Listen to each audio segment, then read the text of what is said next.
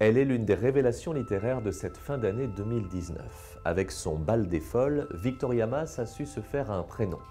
Évoluant depuis sa naissance dans un univers artistique auprès de sa mère, la chanteuse Jeanne Masse, la jeune Victoria découvre la littérature à l'adolescence, avec notamment Maupassant puis Marguerite Duras. Son envie d'écrire la pousse à des études littéraires, même si ses premiers pas professionnels seront dans le cinéma en tant qu'assistante de production. S'intéressant à la place de la femme et à l'évolution de la société à la fin du XIXe siècle, elle découvre ce fameux bal des folles que Jean-Martin Charcot avait instauré pour les femmes internées à l'hôpital de la Salpêtrière.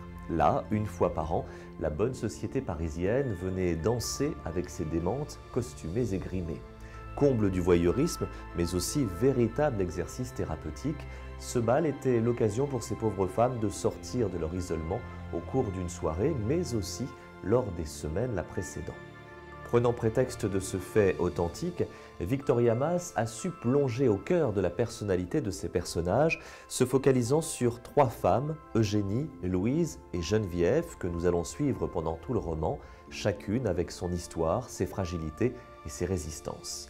S'appuyant sur une documentation sérieuse, sans sacrifier pour autant à la qualité de l'écriture, la jeune primo-romancière nous offre ici un livre très abouti qui résonne étrangement avec notre époque contemporaine.